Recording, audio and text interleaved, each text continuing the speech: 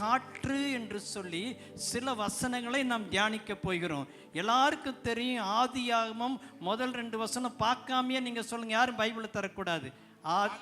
ஆதியிலே தேவன், அப்புறம் பூமியானது ஒழுங்கின்மையும் வெறுமையுமாயிருந்தது, ஆழத்தின் மேல் இருள் இருந்தது. 3ஆம் வசனம், தேவ ஆவியானவர் ஜலத்தின் மேல் அசைவாடி கொண்டிருந்தார். ஆமென்.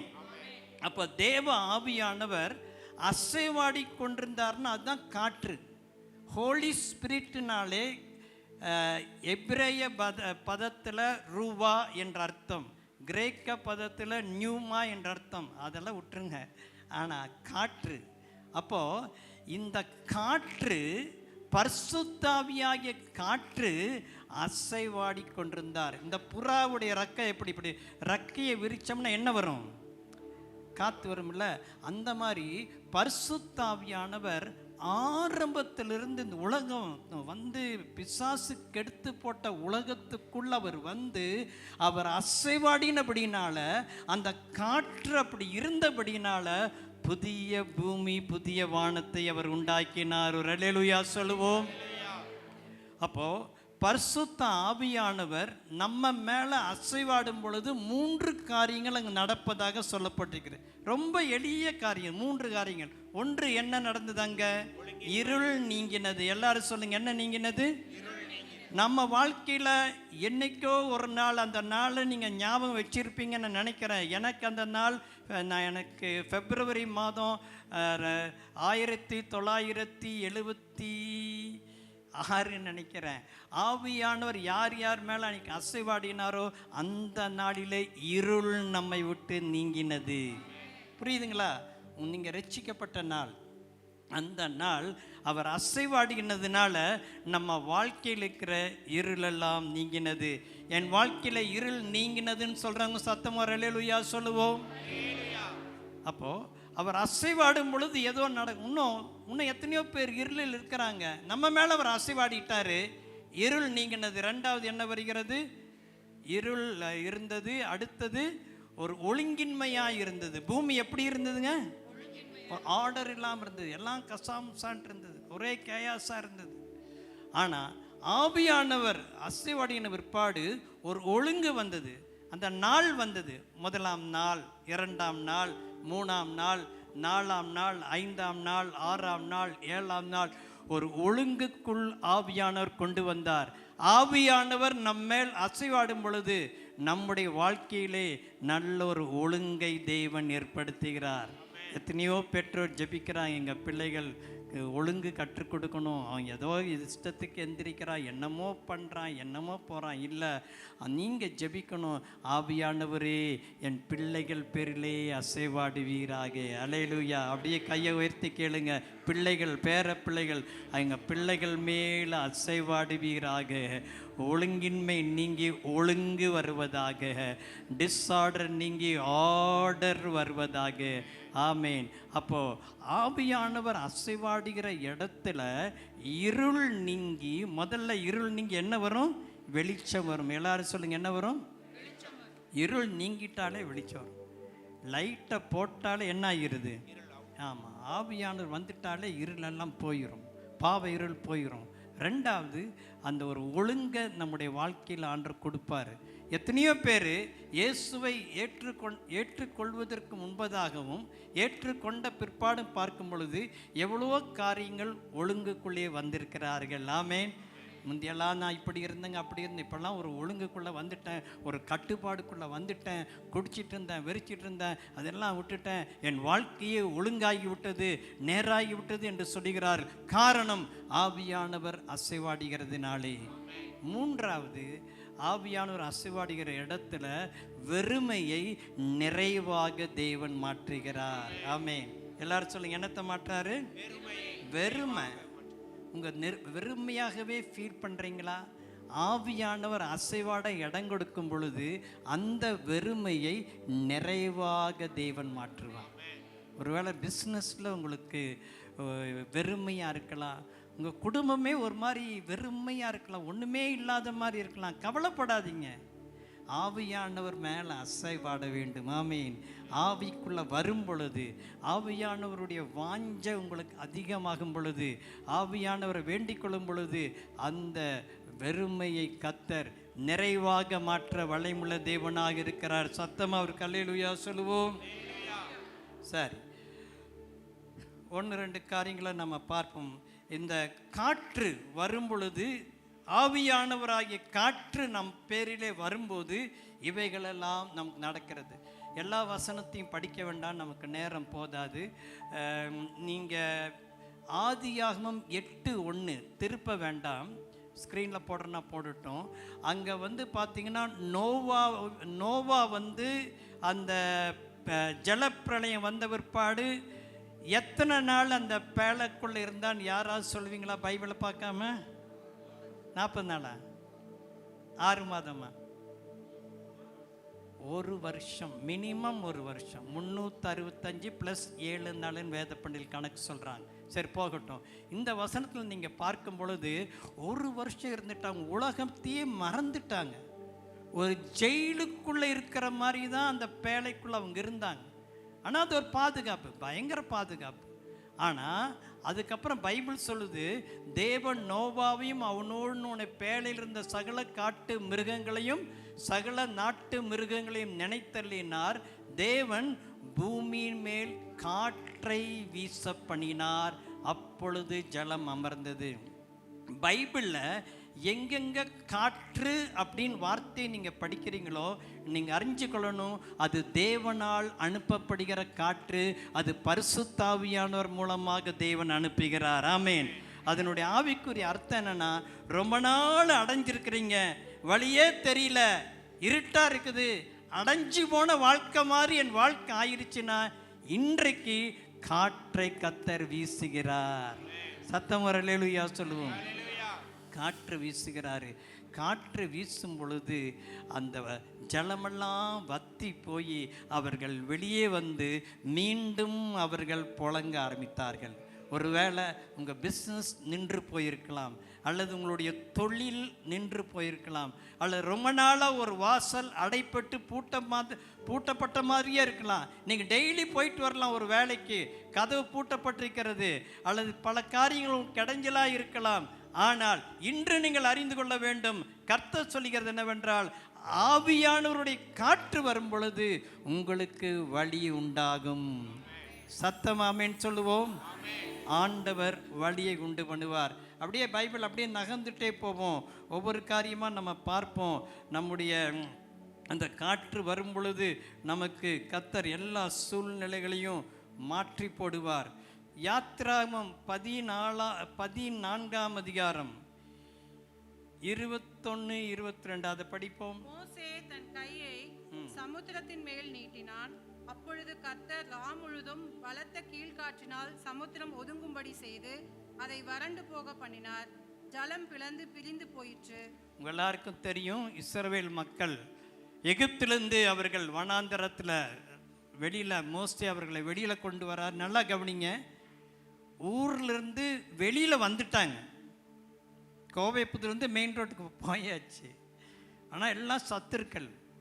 அப்புறம் எல்லாம் தப்பிச்சுட்டு வந்தாச்சுன்னு பார்த்தா பார்வோனும் அவன் சேனைகளும் என்ன பண்ணுறாங்க, பின்னாலேயே வந்துட்டு இருக்கிறாங்க. பெரிய கூட்டமாக வர்றாங்க, ஒரே சத்தம், இறைச்சல், பயப்படுகிறார்கள். முன்னால் பார்த்தா செங்கடல் இருக்கிறது, வேற வழியே இல்லைங்க. நல்லா கவனிங்க, இஸ்ரவேல் மக்கள் தப்பிக்கொள்வதற்கு எந்த வழி இல்லாத பொழுது ஒரு காற்று சிவந்த சமுத்திரத்தை 2ஆக பிளந்தது. சத்தம் வர அல்லேலூயா சொல்லுவோம். நெருக்கப்படுகிற நேரத்தில் எனக்கு வழியே இல்லைன்னு சொன்னீங்கன்னா உதவி செய்கிறவர் பரிசுத்த ஆவியாகிய காற்று.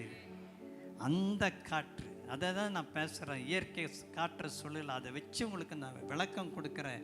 ஆவியானவர் நீங்கள் நெருக்கப்படுகிற காலங்களிலே சாத்தான் உங்களை பின்தொடர்ந்து ஏதோ ஒன்று நாம் செத்தேன்னு சொல்கிற மாதிரி, அவங்க சிஸ்டர் வள்ளி அவர்கள் சொன்னார்கள் அல்லவா, அந்த மாதிரி உங்கள் உயிரை நெருக்கிற மாதிரி வந்தாலும் அந்த லாஸ்ட் மூமெண்ட்டில் தேவன் ஒரு வழியை திறந்து விடுவார்.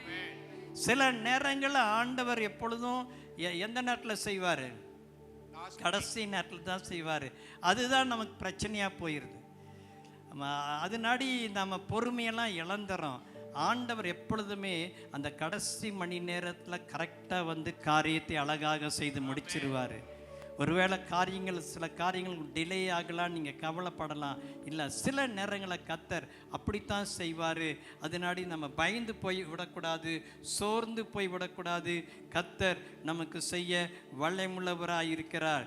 சில நேரங்களில் சில காற்று நமக்கு ஒரு அது நமக்கு ஒரு தீமை கொடுக்குற காற்று மாதிரி இருக்கும். ஆனால் அதுலேயும் தேவன் நன்மை தான் வைத்திருக்கிறார். யோனா புஸ்தகத்தில் யோனா 4:8 படிங்க. சூரியன் உதித்த போது தேவன் உஷ்ணமான கீழ்காற்றை கட்டளையிட்டார். அப்பொழுது வெயில் யோனாவுடைய தலையில் படுகிறதுனால் அவன் சோர்ந்து போய் தனக்குள்ளே சாவை விரும்பி, நான் உயிரோடு இருக்கிறதை பார்க்கிலும் சாகிறது நலமாய் இருக்கும் என்றான். சூரியன் உதித்த போது தேவன் என்ன பண்ணினாரு? சத்தமா சொல்லுங்க. ஒரு கீழ்காற்று. தேவன் ஆண்டவர்கிட்ட தான் காற்றெல்லாம் அவர் கையில் இருக்குது. வெளிப்படுத்தல் விசேஷம் பார்த்தீங்கன்னா 4 காற்றையுடைய 4 தூதர்னெல்லாம் வரும். பயமாக இருக்கும். காற்று தீமைக்கும் சாத்தானுக்கு விரோதமாகவும் பயன்படுத்தப்படுகிறது. அப்போ இந்த இடத்துல யோனாக்கு விரோதமாய் அனுப்பின மாதிரி தெரிகிறது. சில நேரங்களில் நம்முடைய வழி கர்த்தருக்கு பிரியம் இல்லாது இருந்ததுன்னா சில நேரங்களில் ஆண்டவர் என்ன பண்ணுவார்? அதுவும் ஒரு காற்று மாதிரி தான் வரும். ஆனாலும் நம்ம தேவனுடைய பிள்ளைகளாக இருக்கிறபடினால அந்த காற்று முடிஞ்ச பிறகு அதை நன்மையாகவே தேவன் மாற பண்ணிடுவார். கரங்களை ஒருத்தர் அவருக்கு ஒரு அல்லேலூயா சொல்லுவோம். யோனா வந்து பிரசங்கம் பண்ணி ஊரே, அந்த நாடே ரட்சிக்கப்பட்டுருச்சு. இல்லை, பட்டணம், நினிவே பட்டணம். நீங்கள் யோனா 3ஆம் அதிகாரம் பார்த்தீங்கன்னா, இவர் போய் பிரசங்கம் பண்ணுறாரு. முதல்ல மாட்டினார், அப்புறம் போனார், போய் பிரசங்கம் பண்ணார். அதுக்கப்புறம் என்னாச்சுங்க? ஊரே மனம் திரும்பிடுச்சு. ஊரே மனம் திரும்பினா, இப்போ கோவை புதூரே மனம் திரும்பினா நம்ம சந்தோஷப்படணுமா சந்தோஷப்படக்கூடாதா? யோனா சந்தோஷப்பட்டாரா? ஊரே மனம் திரும்பிடுச்சு. ஆனால் இவர் அதுக்கு முன்னால் என்ன சொன்னார்? ஊரை அழிஞ்சிருன்னாரு. ஆனால் ஆச்சரியமாக ஊர் உபவாசம் எடுத்து மனம் திரும்பிடுச்சு. அங்கே எழுதப்பட்டிருக்கிறது, அவர் அதுக்குனால ரொம்ப அவர் கஷ்டப்பட்டார்.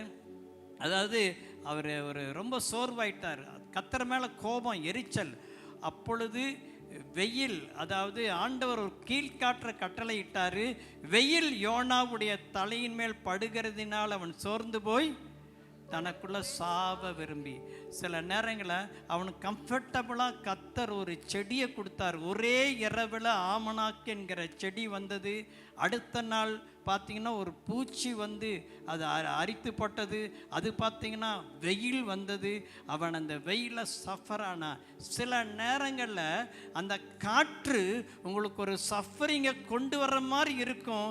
அது எதற்கென்றால் தேவனுடைய இருதயத்தின் வேதனையை நீங்கள் அறிந்து கொள்ளும்படியாக. நீங்கள் அந்த மீதி உள்ள வசனங்களை பார்த்தீங்கன்னா, இடது கைக்கும் வலது கைக்கும் வித்தியாசம் தெரியாத 140,000 பேர் நினைக்கிறேன், நான் கவலைப்படாமல் இருப்பேனா. நல்லா கவனிங்க.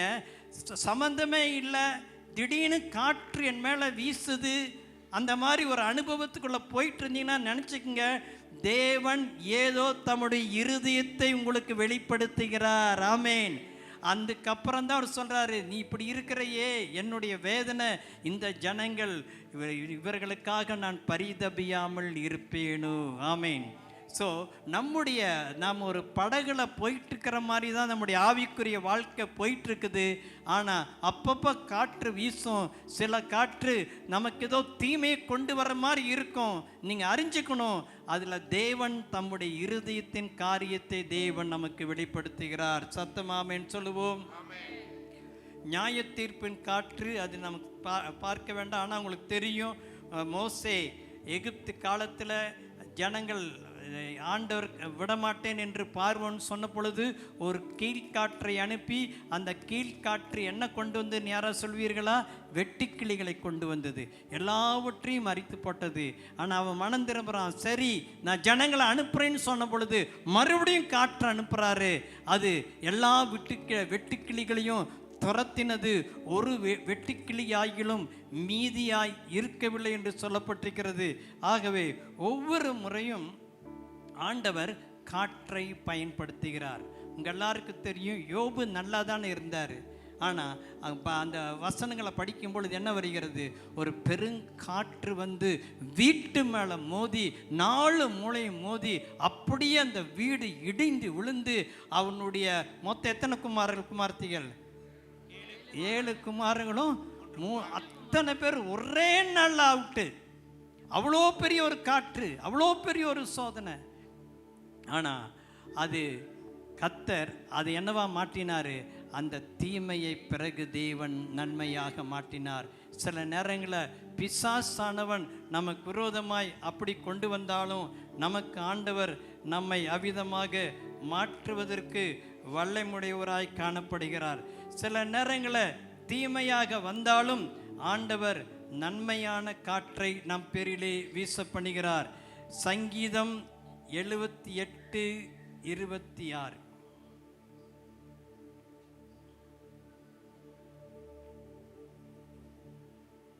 ஆகாசத்திலே கீழ்காற்றை வரப்பண்ணி தம்முடைய வல்லமையினால் தென்றலையும் வீசச் செய்து. அடுத்த வசனம். மாம்சத்தை தூளத்தனையாவும் சிறகுள்ள பறவைகளை கடற்கரை மணலத்தனையாயும் வர்ஷிக்க பண்ணி. தற்போது அது வந்து இஸ்ரவேல் மக்களுக்கு நடந்தது அங்கே சொல்லப்பட்டிருக்கிறது. அப்போ இங்கே நான் பார்க்கும் பொழுது ஆகாசத்திலே கீழ்காற்றை வரப்பண்ணி தம்முடைய வல்லமையினால் என்னத்தை வீச செய்தார்? தென்றலை வீச செய்தார். அந்த ஒரு தென்றல் காற்றுன்னு சொல்கிறாங்கல்ல, அந்த தென்றல் காற்று வரும் பொழுது சில நேரம் இப்படி உட்கார்ந்துட்டு இருக்கிற உஷ்ணம், ஒரு நல்ல காற்று இந்த ஜன்னல் கதை வழியாக வருவங்களுக்கெல்லாம் எப்படி இருக்குது? ஒரு ரெஃப்ரெஷிங்காக இருக்குது. சில நேரங்களில் நம்ம பல சோதனைகளுக்குள்ளே போகும் பொழுது பரிசுத்தாவியாய நம்ம ரெஃப்ரெஷ் பண்ணுகிற அந்த காற்றினால தேவன் நம்மை நிரப்ப வல்லமையுள்ளவராய் இருக்கிறார். ஆமேன். அங்கே சங்கீதக்காரன் அவ்விதமாக சொல்கிறாரு, தென்றல் காற்று வந்தது. அந்த தென்றல் காற்று அவர்களுக்கு காடைகளை கொண்டு வந்தது, அதான் அந்த பறவைகளை கொண்டு வந்தது. வெட்டுக்கிளிகளை கொண்டு வந்த அதே காற்று காடைகளை கொண்டு வந்தது. ஆமேன். ஒரு பக்கம் காற்று தேவனுடைய பிள்ளைகள் பாவம் செய்கிறவர்களுக்கு விரோதமாக இருக்கும். இன்னொரு நேரத்தில் தேவனுடைய பிள்ளைகளுக்கு அது ப்ரொவிஷன் கொடுக்கக்கூடிய ஒரு காற்றாக இருக்கும். அவர்களுக்கு வேண்டிய ஆகாரம் காடையை கொடுத்த காற்று தான் தென்றல் காற்றாக இருக்கிறது. சரி, முக்கியமான ஒரு வசனத்துக்குள்ளே போவோம். 148 சங்கீதம் 8 வசனம். அக்கினியே, கல்மலையே, உறைந்த மலையே, மூடுபனியே, அவர் சொற்படி செய்யும் பெருங்காற்றே. அந்த கடைசி லைனை மாத்திர சொல்லுங்க. அவர் சொற்படி செய்யும் பெருங்காற்றே. நல்லா கவனிங்க, எல்லாரோடையும் நான் பேசுறேன். காற்று வந்து தேவனுடைய கரத்துல வச்சிருக்கார். அங்க சொல்றாரு, அவர் சொற்படி செய்யும் பெருங்காற்றே. அந்த காற்று உங்க மேல வீசி இருக்குதுன்னா அவர் சொல்லாம வரல. அது எந்த காற்றா வேணா இருக்கலாம். அறிஞ்சிங்க, அவர் சொற்படி செய்யும் பெருங்காற்றே. சில நேரங்களில் காற்று பண்ணுகிற அட்டகாசங்களை நீங்கள் பார்த்துருக்கலாம். அப்படியே சில நேரம் பயங்கர காற்று வந்து ஒரு ஆளையும் என்ன பண்ணிடும்? தூக்கிட்டு போயிடும். ஒரு காரையே தூக்கிட்டு போயிடும், அல்லது எல்லாத்தையும் அழித்து தள்ளி போட்டு போயிடும். இல்லாவிட்டால் ஒரு இடத்த சுத்தம் பண்ணி என்ன வேணாலும் பண்ணும். அந்த காற்றுக்கு அவ்வளோ பெரிய வல்லமை இருக்குது. அவர் சொற்படி செய்யும் பெருங்காற்றே. அப்போது நமக்கு விரோதமாக பிசாசானவன் ஏதாவது காரியங்களை பண்ணும் பொழுது ஆவியானவராகிய காற்றை தேவன் அவனுக்கு விரோதமாகவும் அனுப்புவார். ஆமென். அதனால நீங்கள் பயந்துக்காதீங்க. சில நேரங்களில் நம்ம தவறாக போகும் பொழுது அந்த காற்றுடைய அனுபவத்துக்குள்ளே போய் தான் ஆகணும். யோனா தவறா தேவனுடைய சத்தத்துக்கு கீழ்ப்படியாமல் போன பொழுது அந்த கப்பலுக்குள்ள காற்று ஏற்பட்டு அவனுக்கு ஏற்பட்ட கதையை நீங்கள் அறிந்திருக்கிறீர்கள். சில நேரங்களில் அந்த மாதிரி அனுபவத்துக்குள்ளே நம்ம போக வேண்டியதாக இருக்கும். எப்பொழுது? கீழ்ப்படியாமல் இருக்கும் பொழுது, தேவனை விட்டு பின்வாங்கி போகும் பொழுது, அந்த நேரத்தில் அவர் சொற்படி செய்யும் பெருங்காற்று, அது நன்மைக்கும் யூஸ் பண்ணுவார், நம்மை கரெக்ட் பண்ணுவதற்கும் யூஸ் பண்ணுவார். எப்படியா இருந்தாலும் அதிலிருந்து வெளியே வருவதும் தேவனுடைய கிருபைதான். சத்தமோ ராமேன்னு சொல்லுவோம். ஆகவே தேவன், நீங்கள் அப்போஸ்தலனாகிய பவுல் அந்த கப்பல் யாத்திரையில் போகும் பொழுது 247 பேர் இருந்தாங்க. எல்லாருமே செத்தே போயிடுவோன்னு யோசித்தாங்க. அது அப்போஸ்தலர் 26, 27 வருகிறது, வாசிக்க வேண்டாம். பயங்கரமான காற்று. அந்த காற்றுக்கு யூரோக்ளியோன் என்று பெயர் என்று பைபிளில் வருகிறது. அவ்வளோ பெரிய காற்றாக இருந்தாலும் அத்தனை பேரும் பாதுகாக்கப்பட்டார்கள். சத்தமர அல்லேலூயா சொல்லுவோம்.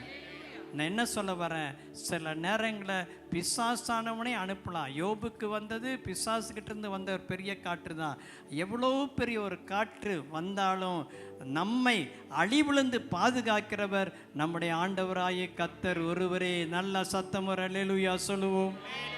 ஆகவே உங்கள் வாழ்க்கையில் சில நேரங்களில் காற்று உங்களுக்கு சாதகமாக இருக்காது, சில நேரங்களில் சாதகமாக இருக்காது. அந்த நேரத்தில் நம்ம கரெக்ட் பண்ண வேண்டியதை கரெக்ட் பண்ணும் பொழுது அதே காற்று நமக்கு ஃபேவரபிள் காற்றாக மாற முடியும். ஆமேன். கர்த்தர் காற்றை தம்முடைய கரத்திலே வைத்திருக்கிறார் என்பதை நாம் ஒரு நாளும் மறந்து போகக்கூடாது. நாகும் 1:13. இப்போதும் நான் உன்மேல் இருக்கிற அவன் நுகத்தை முறித்து உன் கட்டுகளை அறுப்பேன். இல்லை, நாகும் 1:13 படிச்சிங்க. அப்போ நான் தப்பாக சொல்லிட்டேன்னா, அதில் காற்றுன்னு வருமே, என் காலங்கள் வருமே. நாகும் 1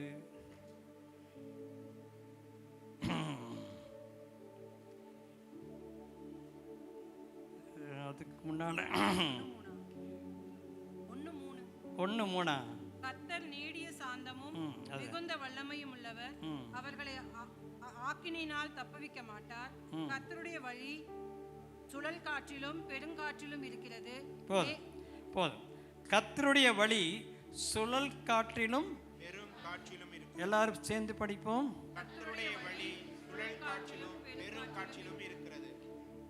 காற்றை தான் உபயோகப்படுத்துறாரு. அவருடைய வழி அப்படித்தான் வெளிப்படுகிறது. சுழல் காற்று என்று வருகிறது. அப்புறம் என்னன்னு வருகிறது? பெருங்காற்று. கர்த்தர் பேர் தான் அங்கே வருகிறது. நான் என்ன இவ்வளோ நேரம் உங்களுக்கு சொல்லிட்டு வரேன், உங்கள் வாழ்க்கையில் வரக்கூடிய சோதனைகள் போராட்டங்களை நீங்கள் பார்க்க வேண்டும். பரிசுத்தாவியானவர் காற்றை ஒப்பாக சொன்னாலும் அதே நேரத்தில் வேறு கோணத்தில் நீங்கள் பார்க்க வேண்டும். அப்போ ஆண்டவர் அந்த சுழல் காற்றினாலும் பெருங்காற்றினாலும் அதில் தான் அவருடைய வழி இருக்கிறது. அதில் தான் நம்ம சரி பண்ணுகிறார். ஒரு காற்று வரும் பொழுதே நம்ம யோசிக்கணும், இது நம்ம எங்கே கொண்டு போகிறது, இதனால் நான் எண்ணத்தை நான் அடையப் போகிறேன் என்பதை நாம் அறிந்து கொள்ள வேண்டும். மத்தேயுல நான் படிக்கும் பொழுது இயேசு சீஷர்களோடு கூட போகிறாரு. இயேசுவும் கப்பலில் தான் இருக்கிறாரு. இயேசு கப்பலில் இருந்தாலும் என்ன வந்தது? காற்றடித்தது, புயல். இயேசு கூட தான் இருக்காரு. அதனாடி நீங்கள் காற்றை நெகட்டிவாக பார்க்க வேண்டாம். இயேசுவே இருக்காரு, இயேசு உள்ளதான் இருக்காரு. ஆனாலும் காற்று பலமாய் வந்தது, அந்த படகு மடிந்து போகத்தக்கதாக வந்தது. ஆனாலும் அதிலிருந்து காப்பாற்றுகிறவர் தான் நம்முடைய ஆண்டவராகி கர்த்தர். அல்லேலூயா. அதனாடி காற்று வீசினாலும், கடல் பொங்கினாலும், கடல் கொந்தளித்தாலும் நம்மை பாதுகாக்கிறவர் தேவன் ஒருவரே. சத்தமர் அல்லேலூயா சொல்லுவோம். நீங்கள் பைபிள் முழுவதும் பார்க்கும் பொழுது பைபிள் இருக்கிற பரிசுத்தவான்கள் எல்லாரும் காற்றுனால அவங்க மேலே வீசினது, பல காற்றை சந்தித்தவர்கள், எதிர்காற்றில் பிரயாணம் பண்ணினவர்கள், விசுவாசத்தினாலே ஜெயித்தவர்கள், அந்த காற்றை மேற்கொண்டவர்கள். ஆகவே இந்த சம்பவங்களெல்லாம் எதற்கு பைபிளில் அந்த பிரயாணம் நடந்ததையும் கூட பைபிள் ஏன் எழுதி வச்சிருக்கிறாரு? நமக்கு ஒரு பாடம் கற்பிக்கும்படியாக, நம்மையும் அவர்களை விடுதலை பண்ணின ஆண்டவர் நமக்கும் வரக்கூடிய போராட்டங்களிலிருந்து தேவன் நம்மை விடுதலை பண்ணக்கூடியவராக இருக்கிறார். 1 ராஜாக்கள் 18ஆம் அதிகாரம் 44, 45. ஏழாந்தரம் இவன் இதோ சமுத்திரத்திலிருந்து ஒரு மனுஷனுடைய உள்ளங்கை அத்தனை சிறிய மேகம் எழும்புகிறது என்றான். அப்பொழுது அவன், நீ போய் ஆகாபை நோக்கி, மழை உம்மை தடை செய்யாதபடிக்கு ரதத்தை பூட்டி போய்விடும் என்று சொல் என்றான். அதற்குள்ளாக வானம் மேகங்களினாலும் காற்றினாலும் கருத்து பெருமழை உண்டாயிற்று. ஆகாப் ரதத்தில் ஏறி இஸ்ரேலுக்கு போனான். நல்லா கவனிங்க. பஞ்சகாலம், அந்த எளியா ஆகாப் டைமில் பயங்கர பஞ்சம், மழை இல்லை, எதுவுமே இல்லை. மிருகங்களெல்லாம் ஆகாரத்துக்கு கஷ்டப்படுது. அந்த டைமில் எலியா போய் ஆகாபை பார்த்து மழை வரப்போகுதுன்னு சொல்லிட்டாரு. ஆனால் திடீர்னு சொல்கிறார். இப்போ திடீர்னு இப்போ மழை வருதுன்னு சொன்னால் யார் நம்புவான்? இப்போ அந்த மாதிரி தான் அவர் சொல்கிறாரு, மழை வரும் அப்படிங்கிறார். பயங்கர விசுவாசம். அப்போது சொல்லிட்டு போய் ஜோம் பண்ணி வேலைக்காரன் அனுப்புகிறார். அவன் போய் பார்த்துட்டு வரான். ஆனால் ஒரு சின்ன செய்தி கொண்டு வரான். என்னன்னு கொண்டு வரான்? உள்ளங்கை அளவு மேகம். உள்ளங்கை, ஒரு சிறிய கையளவு மேகத்தை பார்க்குறான். அவ்வளவுதான் இருக்குது. ஸோ இதை வச்சு போட்டு மழை வரும்னு என்ன பண்ண முடியாது, சொல்லவே முடியாது. ஆனால் நான் உங்களுக்கு என்ன சொல்ல வரேன்னா, எப்போ ஒரு சிறிய ஒரு மாற்றத்தை பார்க்குறீங்களோ அப்போவே தேவன் உங்களுக்கு அற்புதத்தை செய்ய ஆரம்பிச்சிட்டார். எத்தனை பேர் நம்புறீங்க? ஒரு சிறிய மாற்றம், ஒரு சிறிய முன்னேற்றம் உங்கள் மெடிக்கல் ரிப்போர்ட்டில், உங்கள் பிளட் ரிப்போர்ட்டில், உங்களுடைய காரியத்தில், உங்கள் பிள்ளையுடைய வாழ்க்கையில் ஒரு சின்ன ஒரு மாற்றம், அதை நீங்கள் பெருசாக பார்த்து கர்த்தரை ஸ்தோத்திரம் பண்ண ஆரம்பிச்சிருங்க. நிறைய பேர் அந்த சின்னதுக்கு மதிப்பு கொடுக்காம இது ஒன்றும் பெருசுலேன்னு விட்டுறீங்க. அது அப்படியே ஆஃப் ஆகிறது. அதை பெருசாக எடுத்து கர்த்தர்கிட்ட கொண்டு போங்க. ஆண்டவரே, இந்த காரியத்தை நீங்கள் செஞ்சீங்க, உமக்கு ஸ்தோத்திரம் ஸ்தோத்திரம் ஸ்தோத்திரம் சொல்லும் பொழுது அடுத்த பெரிய காரியம் உங்களுக்கு நடக்க ஆரம்பிச்சிடும். இதை தீர்க்க தரிசன வார்த்தையாக எடுத்துக்கொள்ளுங்க. அந்த சின்ன உள்ளங்கை மேகம், அவனுக்கு விசுவாசம் இல்லை வேலைக்காரனுக்கு. ஆனால் அந்த எலியை அதை பிடிச்சிட்டாரு. அது அவருக்கு ஒரு தைரியத்தை கொடுத்தது. சின்னது வந்துருச்சு, கொஞ்சம் வெளிப்பட்டது, வெளிப்பட்டால் முழுவதும் வெளிப்பட்டே தீரும். அல்லேலூயா. ஆகவே உங்களுடைய வாழ்க்கையில் இருக்கலாம், அல்ல உங்கள் பிஸ்னஸில் ஒரு சின்ன ஒரு மாற்றத்தை பார்க்குறீங்க, ஒரு சின்ன பிக்கப் ஆகிருச்சுன்னா அதுக்காக நல்ல ஸ்தோத்திரம் பண்ணுங்க. அது பெரிய பிக்கப்பாய் மாறிவிடும். சில நேரங்களில் பெருசாக கிடைச்சா கர்த்தருக்கு ஸ்தோத்திரம் பண்ணுறோம், சின்னதாக ஏதோ இதை பண்ணால் அது என்ன பண்ணிடுறோம், நம்ம இக்னோர் பண்ணுறோம். அப்படி நீங்கள் பண்ணக்கூடாது. சின்னதாக இருந்தாலும் அதை பெருசாக நினச்சி கர்த்தரை மகிமைப்படுத்தும் பொழுது தேவன் அதை பார்த்து இன்னும் அதிகமாக தேவன் நம்மை ஆசீர்வதிப்பார். ஆமென். ஆகவே ஒரு சின்ன முன்னேற்றம், ஒரு சின்ன ஒரு காரியம் உங்களுக்கு ஏற்படுகிறது. எதுவாக இருந்தாலும், ஒரு 2-3 பேரோட பகையாக இருக்கிறீங்க, அந்த பகை கொஞ்சோண்டு சமாதானமாக மாறுது, சந்தோஷப்படுங்க. அது அப்படியே பில்டப் ஆகி 2 பேரும் சேர்ந்து பெரிய காரியங்களை செய்கிறவர்களாக கர்த்தர் நம்மை மாற்றிடுவார். ஆமேன். எதையுமே கொஞ்சமாக பார்க்கறதுனால நீங்கள் அற்பமாக எண்ணக்கூடாது.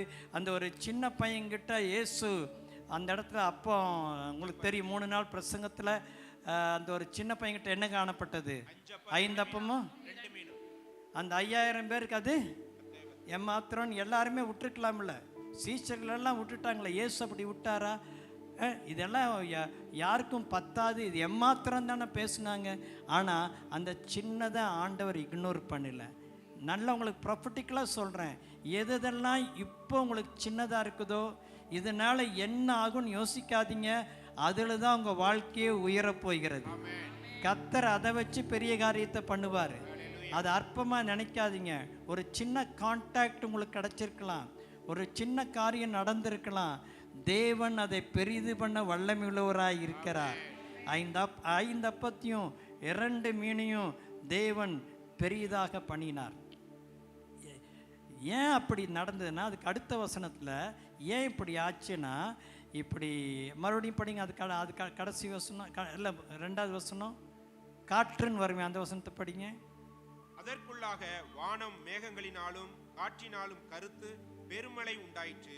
ஆகாப் ரதத்தில் ஏறி இஸ்ரேலுக்கு போனான். அந்த வசனத்தை போடு தம்பி.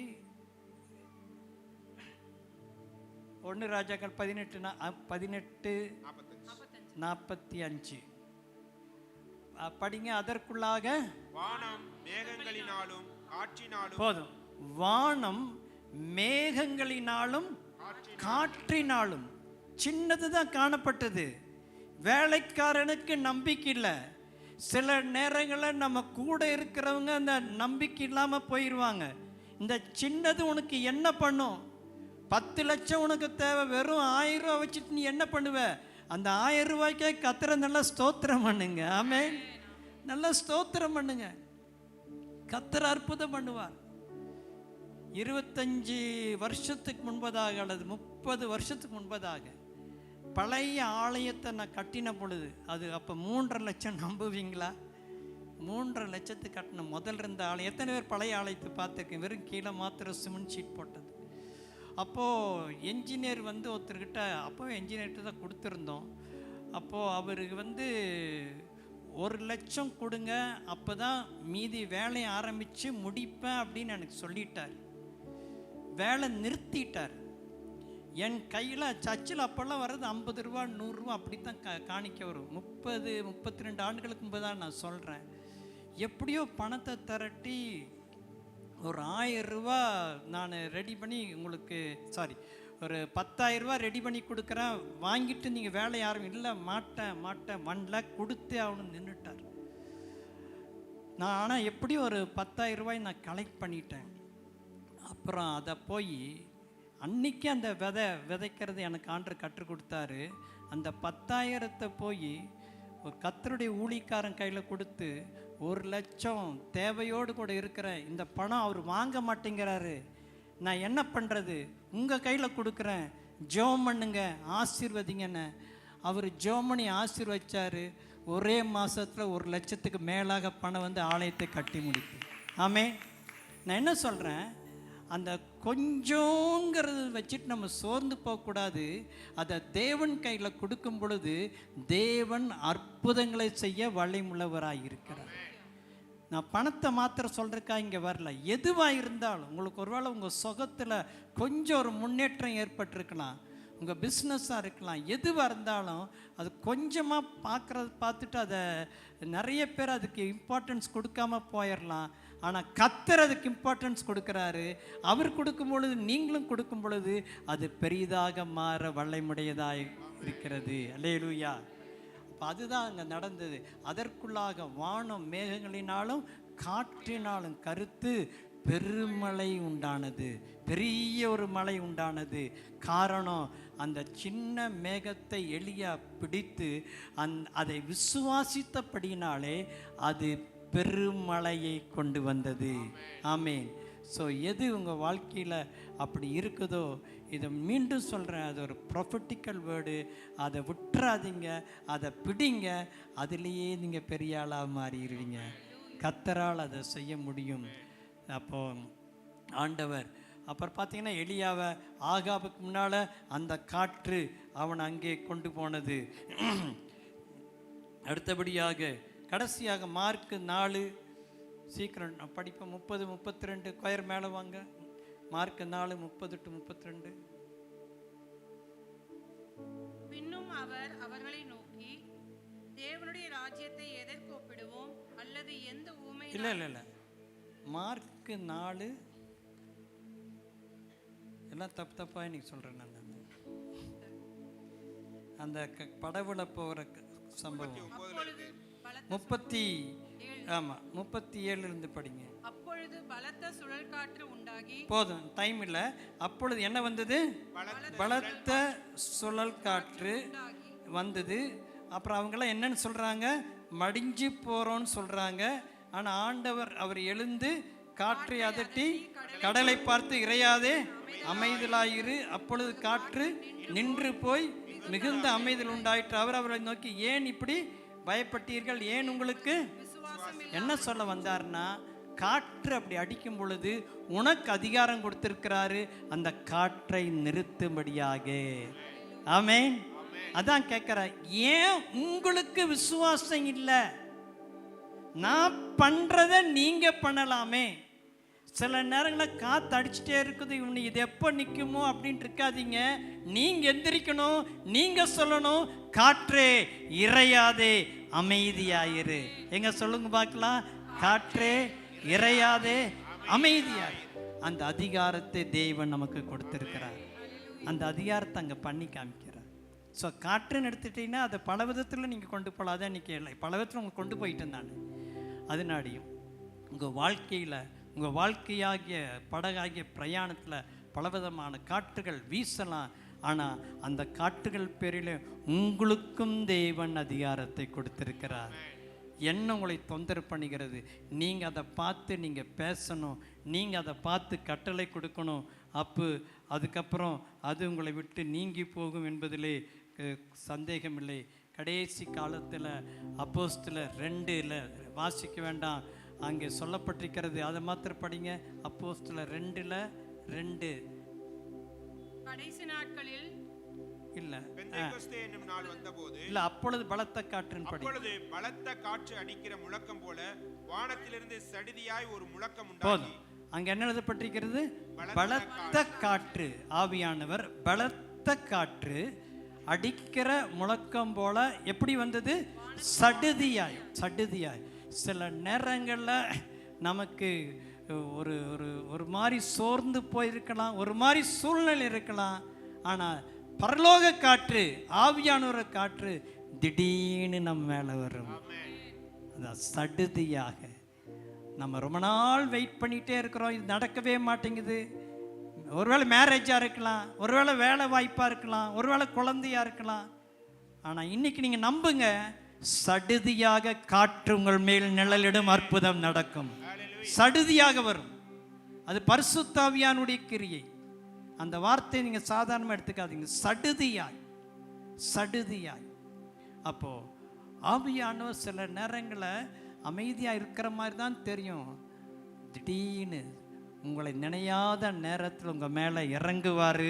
உங்கள் வாழ்க்கையிலே தேவன் அற்புதத்தை செய்வார். நல்ல கரங்களை தட்டி கர்த்தரை மகிமைப்படுத்துவோம். எல்லாரும் எழுந்திருக்கோம்.